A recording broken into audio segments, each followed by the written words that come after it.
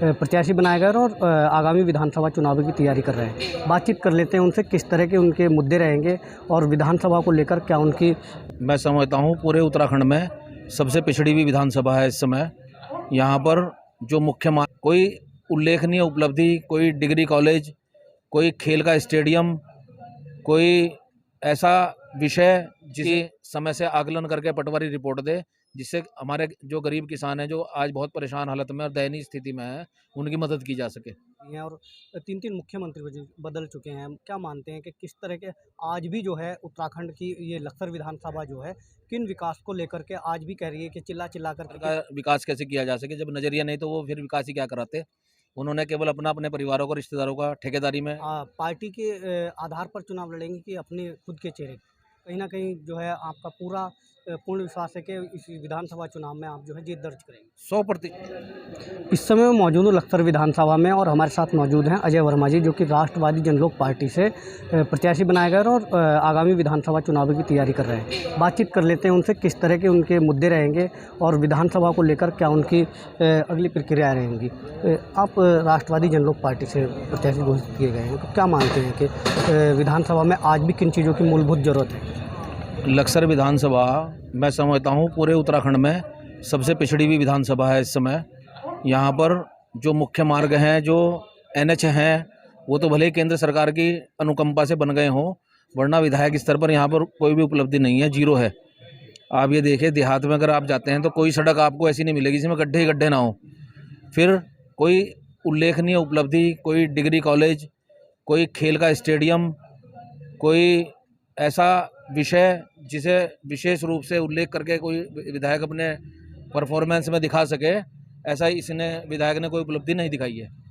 इसलिए मेरी योजना है कि लक्सर में सिडकुल की मैंने मांग की है मुख्यमंत्री जी से, क्योंकि खानपुर में चर्चा कई बार आ गई, लेकिन वहाँ पर शायद भूमि कुछ पानी की अधिकता के कारण उपयुक्त नहीं हो पा रही।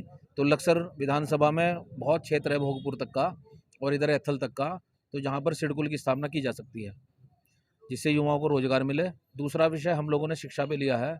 शिक्षा के विषय में हमारा कहना है कि महिला विद्यालय डिग्री कॉलेज जो त्रिवेंद्र सरकार ने मंजूर किया था, वो पैसा अवमुक्त किया जाना चाहिए, ताकि तत्काल वहाँ पर अगले सत्र से पढ़ाई शुरू की जा सके।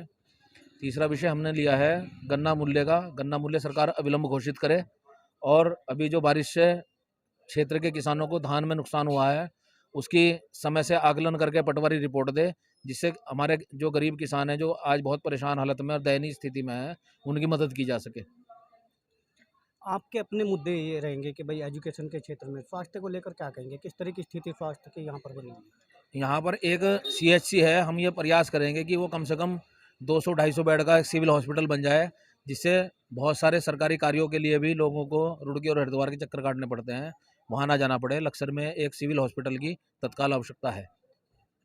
2 बार विधायक संजय गुप्ता जी यहाँ से रह चुके हैं लखसर विधानसभा से, दूसरी बार भी हैं और 3-3 मुख्यमंत्री बदल चुके हैं। क्या मानते हैं कि किस तरह के आज भी जो है उत्तराखंड की ये लखसर विधानसभा जो है किन विकास को लेकर के आज भी कह रही है कि चिल्ला करके कि भाई ये विकास यहाँ पर होना चाहिए, या जैसे आपने कहा कि भाई सड़कों को लेकर है, किसानों के मुद्दे हैं और सिडकुल के लिए लेकर भी है।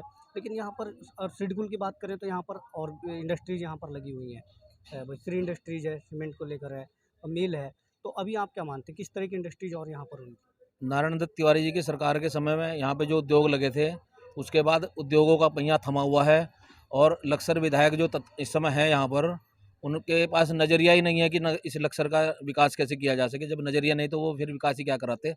उन्होंने केवल अपने परिवारों को, रिश्तेदारों का ठेकेदारी में, कमीशनखोरी में और गोरख धंधे इसी में लिप्त रहकर अपना विकास किया है। क्षेत्र की उनको कोई चिंता नहीं थी, इसलिए मुझे मैदान में आना पड़ा है, और ये जनता मुझे आशीर्वाद देगी।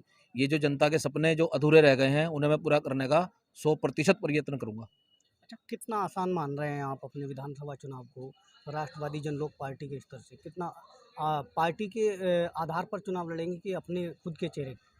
पार्टी राष्ट्रवादी जनलोक पार्टी, जिसका बहुत बड़ा जनाधार है लक्सर विधानसभा में, उसका पूरा सहयोग और समर्थन और हम लोगों का मेहनत, ये मिलकर इस सीट को जीतेंगे और लक्सर की सभी आकांक्षाओं को पूरा करेंगे।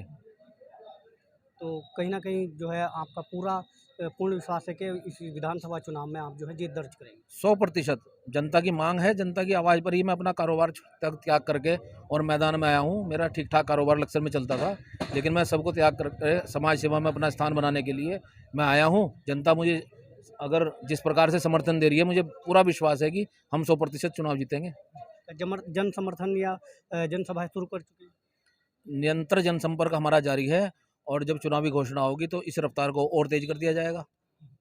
चलिए, बहुत बहुत धन्यवाद अजय वर्मा जी। हमारे साथ थे अजय वर्मा जी, जिनका साफ तौर पर कहना है कि इस बार लक्सर विधानसभा से चुनाव में भारी मतों से जीत दर्ज करके लक्सर विधानसभा का चहुमुखी विकास करेंगे। कैमरा पर्सन के साथ अमित नंद, समाचार 29 इंडिया, हरिद्वार।